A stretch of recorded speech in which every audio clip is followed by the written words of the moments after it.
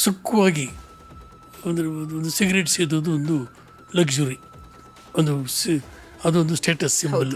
Cigarette ಸೇರ್ತಾ ಇದ್ರೆ ಒಂದೊಂದು ಸ್ಟೇಟಸ್. ಹೀಗೆ ಸಿಗರೇಟ್ ಹಿಡ್ಕೊಂಡು ಇವನು ಹೆಣ್ಮಕ್ಳು ಕೂಡ ನಾವೇನು ಕಡಿಮೆ, ನಾವ್ಯಾಕೆ ಸೇದಬಾರ್ದು ಅನ್ನೋಕ್ಕೆ ಶುರು ಮಾಡಿದ್ದಾರೆ. ಸೊ ಈ ರೀತಿಯಲ್ಲಿ ಸಿಗರೇಟು ಕೈಯಲ್ಲಿ ಹಿಡ್ಕೊಂಡು, ಆಮೇಲೆ ವಿಸ್ಕಿ ಬಾಟ್ಲು ಅಥವಾ ಡ್ರಿಂಕ್ಸು ಇದನ್ನು ಒಂದು ಕೈಯಲ್ಲಿ ಹಿಡ್ಕೊಂಡು, ಆಮೇಲೆ ಮತ್ತು ಇದ್ದ ಸ್ಟ್ರೆಸ್ ಯಾಕೋ ಭಾಳ ಡ್ರಗ್ಸು. ಈ ರೀತಿಯಲ್ಲಿ ಬೆಂಗಳೂರಿನಲ್ಲಿ ನನಗೆ ಆಶ್ಚರ್ಯ ಅಮ್ಮ, ಪ್ರತಿ ವಾರದಲ್ಲಿ ಕೂಡ ಇಷ್ಟು ಡ್ರಗ್ಸ್ ಸೀಸ್ ಮಾಡಿದ್ದೀವಿ ಅಂತ ಹೇಳ್ತಾರೆ. ಅಂದರೆ ಎಷ್ಟು ಡ್ರಗ್ಸ್ ಇರ್ಬೋದು ಹಂಗಾದರೆ? ಎಲ್ಲಿಂದ ಬರ್ತಾ ಇರಬೇಕು ಇವೆಲ್ಲ? ಇದನ್ನು ಕನ್ಸ್ಯೂಮ್ ಮಾಡೋರು ಯಾರು? ಕನ್ಸ್ಯೂಮ್ ಮಾಡಲತ್ತದ್ದು ಹೇಗೆ ಬರ್ತದೆ? ಸೊ ಇಲ್ಲಿ ಬೆಂಗಳೂರಿನಲ್ಲಿ ಒಂದು ಲಕ್ಷಾಂತರ ಗಟ್ಟಲೆ ಮಕ್ಕಳು ಓದೋಕ್ಕೆ ಬಂದಿರ್ತಾರೆ, ಅವ್ರಿಗೆಲ್ಲನೂ ಡ್ರಗ್ಸ್ ಸಪ್ಲೈ ಆಗ್ತಿರ್ಬೇಕಲ್ಲ. ಇಷ್ಟು ಡ್ರಗ್ಸು ಸಪ್ಲೈ ಆಗಿ ಅವರು ಮುಂದಿನ ಭವಿಷ್ಯ ಏನಾಗ್ಬೋದು? ಡ್ರಗ್ಸ್ಗೋಸ್ಕರವಾಗಿ, ಡ್ರಿಂಕ್ಸ್ಗೋಸ್ಕರವಾಗಿ ತಂದೆ ತಾಯಿನ ಕೊಲೆ ಮಾಡಿರೋ ಎಷ್ಟು ಜನ ಮಕ್ಕಳು.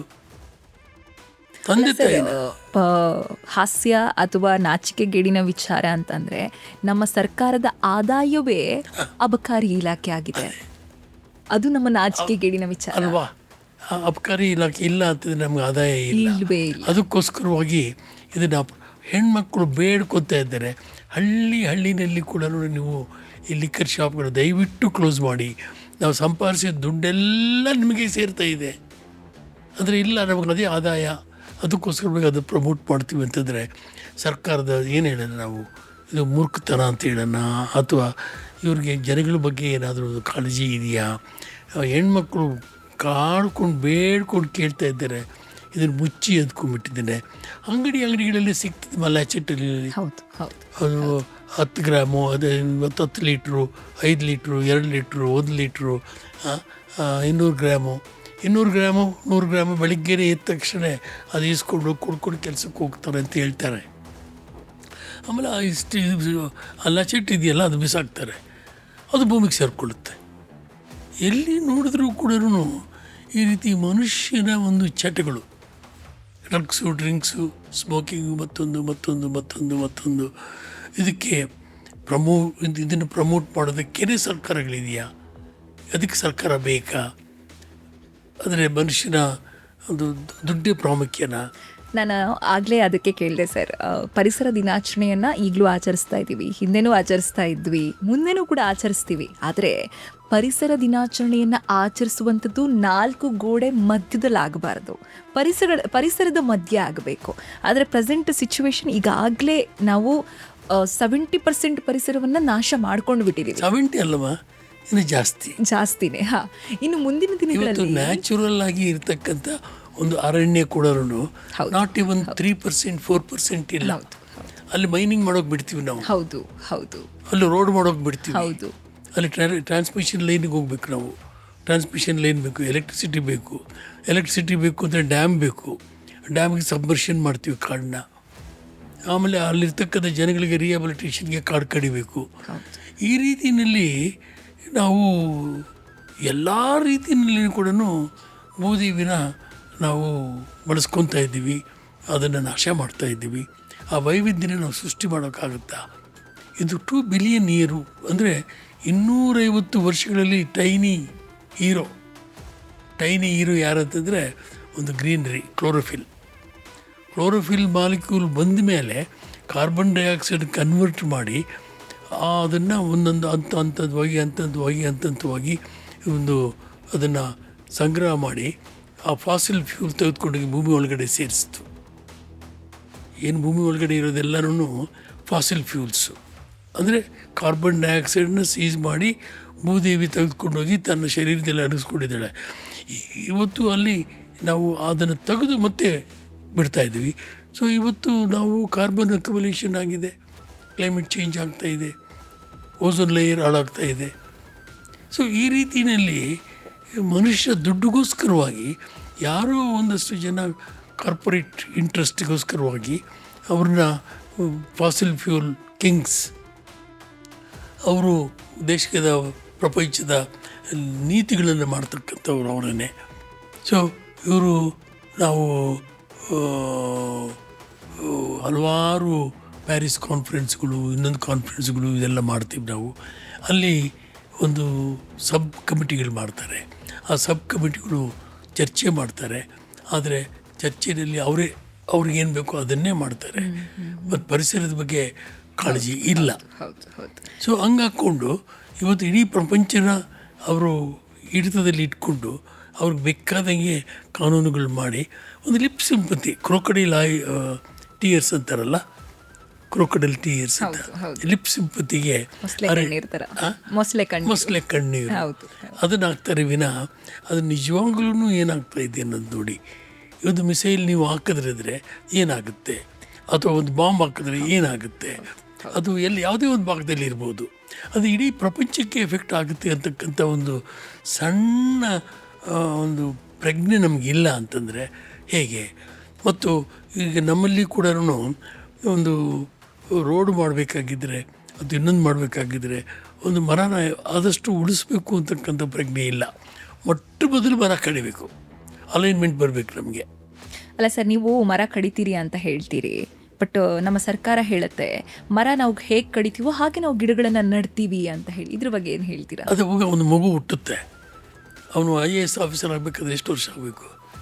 ನೀವು ಒಂದು ಗಿಡ ಹಾಕ್ತೀರಿ, ನೀವು ಅದು ಮರ ಆಗಿ ಕಾಯಿ ಹಣ್ಣು ಹೂವು ಬಿಡಬೇಕಾಗಿದ್ರೆ 25 ವರ್ಷ ಬೇಕು. ಹೌದು ಸ್ವಾಮಿ, ನೀವು ಒಂದು 500 ವರ್ಷದ ಮರನ ಕಡಿದ್ಬಿಟ್ಟು ಒಂದು 3 ತಿಂಗಳದು ಒಂದು ಸಸಿ ಹಾಕ್ಬಿಟ್ಟು ಅದನ್ನು ಪೋಷಣೆ ಮಾಡಿದೆ, ನೀರು ಹಾಕಿದೆ, ನಮ್ಮಲ್ಲಿ ಒಂದು 50 ದಿವಸ ಮಳೆ ಆಗುತ್ತೆ, ಇನ್ನು ಒಂದು 40 ದಿವಸ ಒಂದು ಸಣ್ಣ ಮಳೆ ಆಗುತ್ತೆ, ಒಂದು 20 ದಿವಸ ಮೋಡ ಇರುತ್ತೆ, ಒಂದು 200 ದಿವಸ ಸೂರ್ಯದೇವ ಇರ್ತಾರೆ. ಅದು ಹೆಂಗೆ ಬದುಕಬೇಕು? ಬದುಕೋದು ಹೆಂಗೆ? ಅದಕ್ಕೆ ನೀರು ಹಾಕೋದಿಲ್ಲ, ಗೊಬ್ಬರ ಹಾಕಿದ್ದೀವಿ ಬಿಡಿ, ಒಂದು ಮರಕ್ಕೆ 10 ಗಿಡ ಹಾಕಿದ್ದೀವಿ ಬಿಡಿ ಅಂತ ನೀವು ಮೊಗಲೇ ಹೊಡೆದ್ರೆ ಸರ್ವೈವಲ್ ಪರ್ಸೆಂಟೇಜ್ ಎಷ್ಟು ಹಾಕಿದ್ದೀರಾ? ಆಡಿಟ್ ಮಾಡಿದ್ದೀರಾ? ನಾವು ಎಕಲಾಜಿಕಲ್ ಆಡಿಟಿಂಗ್ ಮಾಡಿದ್ದೀವ, ಎನ್ವೈರ್ಮೆಂಟಲ್ ಆಡಿಟಿಂಗ್ ಮಾಡಿದ್ದೀವ, ಪರಿಸರದ ಮೇಲೆ ಏನಾಗ್ತದೆ ಅನ್ನೋದು ನೋಡಿದ್ದೀವ, ಮತ್ತು ಏನೆಲ್ಲ ಸೇರಿಸಿದ್ದೀವಿ ಅಂತಕ್ಕಂಥ ಒಂದು ಅಸೆಸ್ಮೆಂಟ್ ಮಾಡಿದ್ದೀವ. ಸೊ ಏನೆಲ್ಲ ಆಗ್ತಾಯಿದೆ ಅನ್ನೋದು ನೋಡಿದ್ದೀವ ನಾವು? ಇಲ್ಲ. ಹೌದು. ಅಲ್ಲ ಸರ್, ಭಾರತ ಈಗ ಮುಂದುವರಿಯುತ್ತಿರುವಂತಹ ರಾಷ್ಟ್ರ, ಈ ಹಿಂದಿನೂ ಕೂಡ ಮುಂದುವರಿಯುತ್ತಿರುವಂತಹ ರಾಷ್ಟ್ರ, ಅಮೇರಿಕದಂತಹ ಮುಂದುವರೆದ ರಾಷ್ಟ್ರ, ಇಡೀ ವಿಶ್ವಕ್ಕೆ ದೊಡ್ಡಣ್ಣ ಅಂತ ಕರೆಸ್ಕೊಳ್ಳುವಂತಹ ರಾಷ್ಟ್ರಕ್ಕೆ ಒಂದು ಮರ ಇಂಪಾರ್ಟೆಂಟ್ ಆಗುತ್ತೆ. ಅವರು ಮರ ಸಮೇತವಾಗಿ ಇನ್ನೊಂದು ಕಡೆ ಅದನ್ನು ಶಿಫ್ಟ್ ಮಾಡ್ತಾರೆ, ಆ ಜಾಗ ಅಗತ್ಯವಿದ್ದರೆ. ಆದರೆ ಭಾರತಕ್ಕೆ ಯಾಕೆ ಸರ್ ಮರಗಳು ಅಥವಾ ಪರಿಸರ, ಕಾಡು, ಅರಣ್ಯ ಯಾವುದು ಇಂಪಾರ್ಟೆಂಟ್ ಅಂತ ಆಗಲ್ಲ? ಪಶ್ಚಿಮ ಘಟ್ಟಗಳಲ್ಲಿ ಇನ್ನೊಂದೇನೋ ಡೆವಲಪ್ಮೆಂಟ್ ಮಾಡೋಕೆ ಹೊರಡ್ತಾರೆ, ಯಾವುದೋ ಒಂದಿಷ್ಟು ಮರಗಳನ್ನು ಕಡಿದು ಇನ್ನೊಂದೇನೋ ಡೆವಲಪ್ಮೆಂಟ್ ಮಾಡೋಕೆ ಹೋಗ್ತಾರೆ. ಈ ಡೆವಲಪ್ಮೆಂಟ್ ಅಂತಲೇ ಹೋಗ್ತಾ ಇದ್ರೆ ಮುಂದಿನ ದಿನಗಳಲ್ಲಿ ಪರಿಸರ ಅಂತ ಹುಡುಕೋಕೆ ಬೇರೆ ದೇಶಗಳಿಗೆ ಹೋಗಬೇಕಾ? ಬೇರೆ ದೇಶದಲ್ಲಿ ಕೂಡ ನಮಗನ ಗಂಭೀರವಾಗಿ ಏನೂ ಇಲ್ಲ. ಎಲ್ಲ ದೇಶದಲ್ಲಿ ಕೂಡ ಇದೆ. ಅಮೆರಿಕ ಏನು ಪರಿಸರಕ್ಕೇನು ಆದ್ಯತೆ ಕೊಟ್ಟಿಲ್ಲ, ಅವರು ಕೂಡ ಬೆಳವಣಿಗೆನೇ ಬೇಕು ಅಂತಾರೆ. ಹೌದು ಹೌದು, ಬೆಳವಣಿಗೆಗಳು ಬೇಕು ಅಂತಾರೆ, ಆದರೆ ಮರವನ್ನು ಕಡಿಯೋದ್ರ ಬದಲಿಗೆ ಶಿಫ್ಟ್ ಮಾಡ್ತಾರೆ. ಅದು ಶಿಫ್ಟ್ ಮಾಡ್ತಾರೆ. ಸರ್ವೈವಲ್ ಪರ್ಸೆಂಟೇಜು ಅದು ಟೆಂಪ್ರೇಟ್ ಕ್ಲೈಮೇಟ್ನಲ್ಲಾದರೆ ಸ್ವಲ್ಪ ಮಟ್ಟಿಗೆ ಪರವಾಗಿಲ್ಲ, ಆದರೆ ಟ್ರಾಪಿಕಲ್ ಕಂಟ್ರೀಸ್ದಲ್ಲಿ ಬದುಕೋದು ಕಷ್ಟ. ಆಮೇಲೆ ಅದಕ್ಕೆ ಎಕ್ವಿಪ್ಮೆಂಟ್ ಬೇಕು. ಒಂದು ಮರನ ಶಿಫ್ಟ್ ಮಾಡಬೇಕಾಗಿದ್ರೆ ದೊಡ್ಡ ಮರನ ಬೇರೆ ಸಮೇತ ತೆಗೆದುಕೊಂಡು ಹೋಗಿ ಅಲ್ಲಿ ದೊಡ್ಡ ಗುಂಡಿ ಮಾಡಿ ಅದಕ್ಕೆ ರಕ್ಷಣೆ ಮಾಡೋದಕ್ಕೆ ಸಹ ಭಾಳ ಕಷ್ಟ ಆಗುತ್ತೆ. ಮರನ ಬೆಳೆಸಿ ಒಂದು 8 ಅಡಿ 10 ಅಡಿ ಬೆಳೆಸಿ ಅದಕ್ಕೆ ಸ್ವಲ್ಪ ಪೋಷಣೆ ಮಾಡಿದ್ರೆ ಸ್ವಲ್ಪ ದಿವಸಕ್ಕಾದರೂ ಸ್ವಲ್ಪ ಸುಧಾರಣೆ ಆಗುತ್ತೆ. ಇದೆಲ್ಲನೂ ಕೂಡ ನಾನು ಪರಿಸರ ಇಲಾಖೆ ಕಾರ್ಯದರ್ಶಿಯಾಗಿ, ಎಕಾಲಜಿಸ್ಟ್ ಆಗಿ ಇದ್ರ ಬಗ್ಗೆ ಎಲ್ಲನೂ ಸಾಕಷ್ಟು ಅಧ್ಯಯನಗಳು ಮಾಡಿದ್ದೀನಿ. ಇದೆಲ್ಲನೂ ಒಂದು ಐ ವಾಶ್ ಮಾಡ್ತಾ ಇದ್ದೀವಿ ಏನೋ ಅಂತ ತೋರಿಸೋದಕ್ಕೆ ದುಡ್ಡು ಖರ್ಚಾಗುತ್ತೆ. ಒಂದು ಮರನ ಕಿತ್ತು ಇನ್ನೊಂದು ಕಡೆಗೆ ಆಗಬೇಕಾಗಿದ್ದರೆ 25,000, 30,000, 40,000, 50,000 ಆಗುತ್ತೆ. ಆ ಮೆಷಿನ್ ಬೇಕದಕ್ಕೆ. ಹೌದು ಹೌದು, ಆ ಮೆಷಿನ್ ಸಾಗಿಸೋದಕ್ಕೆ ಬೇಕು. ಅಂದರೆ ಇದು ಕಂಪನಿಗಳಿಗೆ ಉದ್ಧಾರ ಆಗುತ್ತವೆ. ಏನು JCBಗಳು, ದೊಡ್ಡ ದೊಡ್ಡ ಮೆಷಿನ್ಗಳು, ಅವುಗಳು ತಯಾರು ಮಾಡಿಕೊಂಡು ಅದರಿಂದ ಅದನ್ನು ಶಿಫ್ಟ್ ಮಾಡಿಕೊಂಡು, ಇದು ಒಂದು ರೀತಿಯಲ್ಲಿ ಏನಂತಂದರೆ ಅದಕ್ಕಾಗಿರೋ ದೊಡ್ಡ ಕಂಪ್ನಿಗಳು ಸೃಷ್ಟಿ ಆಗ್ತವೆ, ಅವರು ದುಡ್ಡು ಮಾಡ್ತಾರೆ. ಇವತ್ತು ಭತ್ತ ಕೊಯ್ಯೋದಕ್ಕೆ ಮಿಷಿನ್ ಇದೆ. ಹೌದು. ಆ ಭತ್ತದಲ್ಲಿ ಹುಲ್ಲೆಲ್ಲನೂ ಬಿಸಾಕ್ತಾರೆ, ಕೆಟ್ಟೋಗ್ತಾ ಇದೆ. ಕಿತ್ತೋಗ್ತದೆ. ಅದನ್ನು ಅವತ್ತು ಮೇವಾಗ್ತಿತ್ತು ನಮಗೆ. ಹೌದು ಹೌದು ಸೊ ಈ ರೀತಿಯಲ್ಲಿ ಎಲ್ಲದಕ್ಕೂ ಈ ಯಂತ್ರಗಳೇ ಆಗಿಬಿಟ್ರಂದ್ರೆ ಇವತ್ತು ಆರ್ಟಿಫಿಷಿಯಲ್ ಇಂಟೆಲಿಜೆನ್ಸ್, ಕಾರ್ ಓಡಿಸೋದಕ್ಕೂ ಡ್ರೈವರ್ ಬೇಕಾಗಿಲ್ಲ ನಮಗೆ ಬೇಕಾಗಿಲ್ಲ ಅನ್ನೋ ಸ್ಥಿತಿ. ಬರೀ ಕಾರಲ್ಲೇ ಅದಕ್ಕೆ ನನ್ನ ಹತ್ರ ಒಂದು 5 ಕೋಟಿ ಇದೆ, 5 ಕೋಟಿಯಲ್ಲಿ ಒಂದು ಕಾರ್ ತೆಗೆದುಕೊತೀನಿ, ಡ್ರೈವರು ಬೇಡ, ಏನೂ ಇಲ್ಲ. ಸೊ ಅಂದರೆ ಯಾವ ದಿಕ್ಕಿಗೆ ಹೋಗ್ತೀವಿ, ದುಡ್ಡಿನವ್ರು ಮಾತ್ರ ಬದುಕೋಕ್ಕಾಗುತ್ತೆ, ಆದರೆ ಮನುಷ್ಯ ಮಾತ್ರ ಬದುಕೋಕ್ಕಾಗುತ್ತೆ. ಪ್ರಾಣಿಗಳಿಗೆ ಡ್ರೈವರ್ ಮಾಡ್ಕೊಂಡು ಓಡಾಡೋಕ್ಕಾಗುತ್ತಾ? ಅವ್ರ ಡ್ರೈವರ್ ಇರ್ತದ? ಜೇನಿಗೆ ಡ್ರೈವರ್ ಇರ್ತಾರ? ಸೊ ಇವೆಲ್ಲ ಇಲ್ಲ ಅಂತಂದ್ರೆ ನಾವೇಗೆ ಬದುಕ್ತೀವಿ? ಈಗ ನಿನಗೆ ಬೇಕಪ್ಪ, ಆಯಿತು, ದುಡ್ಡಿದೆ ನಿನ್ನ ಹತ್ರ, ನೀನು ಏನ ತೆಗೆದುಕೊತೀನಿ. ಈಗ ಎಲ್ಲನೂ ವೆಹಿಕಲ್ಸು, ಆ ಬ್ಯಾಟ್ರಿಗಳೆಲ್ಲ ಹಾಕ್ತೀರಿ, ಆ ಬ್ಯಾಟ್ರಿದಲ್ಲಿ ಲೆಡ್ ಇರುತ್ತೆ, ಮಿನರಲ್ಸ್ ಇರುತ್ತೆ, ಎಷ್ಟು ಬ್ಯಾಟ್ರಿಗಳು ಬೇಕು, ಎಲ್ಲ ಹಾಕ್ತೀರಿ? ಹೌದು, ಹೇಳ್ತಾರಲ್ಲ ಸರ್, EV ಬಳಸೋದ್ರಿಂದ ಪರಿಸರಕ್ಕೆ ಹಾನಿ ಕಡಿಮೆ ಆಗುತ್ತೆ, ವಾಯು ಮಾಲಿನ್ಯ ಕಡಿಮೆ ಆಗುತ್ತೆ, ಆಮೇಲೆ ಏನು ಎನರ್ಜಿ ಅಂತ ನಾವೇನು ಪೆಟ್ರೋಲು ಡೀಸೆಲ್ ಅಂತ ಇದು ಯೂಸ್ ಮಾಡ್ತೀವಿ, ಅದರ ಉಳಿತಾಯ ಆಗುತ್ತೆ ಅಂತ ಒಂದಿಷ್ಟು ಹೇಳ್ತಾ ಬರ್ತಾರೆ. ಸರ್ಕಾರ ಕೂಡ ಇಂತಹ ಪ್ಲ್ಯಾನ್ಸ್ಗಳನ್ನು ಪದೇ ಪದೇ ಮುಂದೆ ಇಡ್ತಾ ಇರ್ತಾರೆ. ಹಾಗಾದರೆ ನಿಜವಾಗ್ಲೂ EV ವಾಹನಗಳು ಪರಿಸರಕ್ಕೆ ಉತ್ತಮನಾ ಸರ್? ಅಲ್ಲ, ಸದ್ಯಕ್ಕೆ ಉತ್ತಮ ಅಂತ ಕಾಣ್ಬೋದು. ಹೌದು. ಆದರೆ ಅದರಿಂದ ಫ್ಯೂಚರ್ ಇಂಪ್ಲಿಕೇಶನ್ಸ್ ಏನು? ಬ್ಯಾಟ್ರಿಗಳು ಎಷ್ಟು ಬೇಕಾಗುತ್ತೆ? ಎಲ್ಲ ಕಡೆಗೂ ಕೂಡ ಬ್ಯಾಟ್ರಿಗಳು ಒಳಗೆ ರೀಚಾರ್ಜ್ ಮಾಡಬೇಕು. ರೀಚಾರ್ಜ್ ಮಾಡೋದಕ್ಕೆ ಪ್ರತಿಯೊಂದು ಕಡೆಗೂ ಕೂಡ ಪೆಟ್ರೋಲ್ ಬಂಕ್ಗಳೆಲ್ಲ ಅದನ್ನು ಹಾಕಬೇಕಾಗುತ್ತೆ. ಸೊ ಅಂದರೆ ಒಂದು ಸಿಸ್ಟಮನ್ನು ನೀವು ಬದಲಾವಣೆ ಬಗ್ಗೆ ನಮ್ಮ ಬಾಡಿ ಸಿಸ್ಟಮ್ ಇದೆ. ನಮ್ಮ ಬಾಡಿನಲ್ಲಿ ಸರಳವಾಗಿ ಹೃದಯ ಕೆಲಸ ಮಾಡುತ್ತೆ, ಬ್ರೈನ್ ಕೆಲಸ ಮಾಡುತ್ತೆ, ಲಿವರ್ ಕೆಲಸ ಮಾಡುತ್ತೆ, ಇಂಟೆಸ್ಟೈನ್ಸ್ ಕೆಲಸ ಮಾಡುತ್ತೆ, ಸ್ಮಾಲ್ ಇಂಟೆಸ್ಟೈನ್ ಕೆಲಸ ಮಾಡುತ್ತೆ. ಅದು ಅಲ್ಲಿ ಒಂದು ಜ್ಞಾನ ಇದೆ, ಅವು ಕೆಲಸ ಮಾಡ್ತಾ ಇರ್ತವೆ.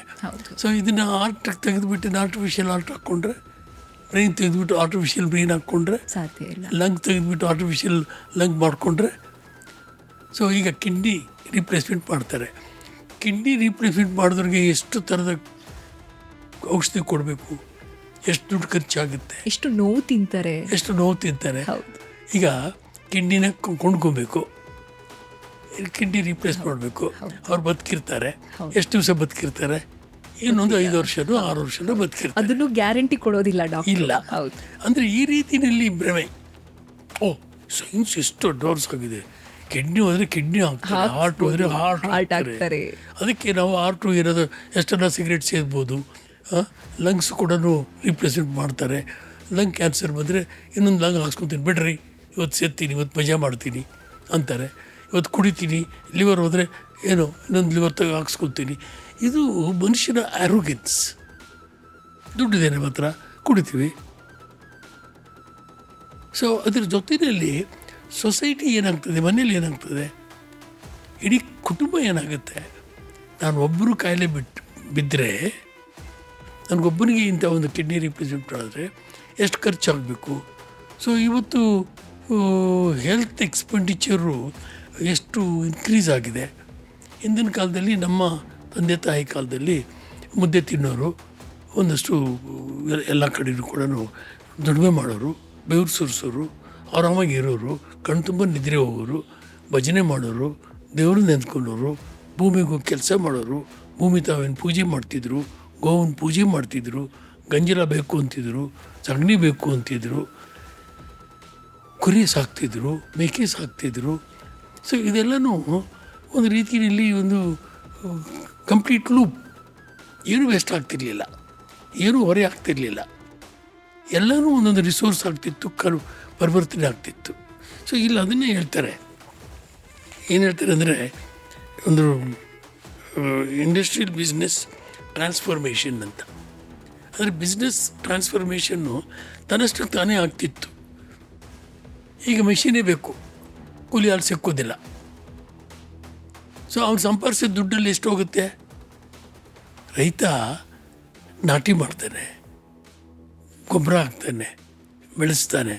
ಆದರೆ ಆ ಮಿಷಿನ್ ಒಂದು ನಿಮಿಷಕ್ಕೆ ಬರ್ತಾನೆ, ಅರ್ಧ ದಿವಸದಲ್ಲಿ ಇಷ್ಟು ದುಡ್ಡು ಮಾಡ್ಕೊಂಡು ಹೊರಟೋಗ್ತಾನೆ. ಹೌದು.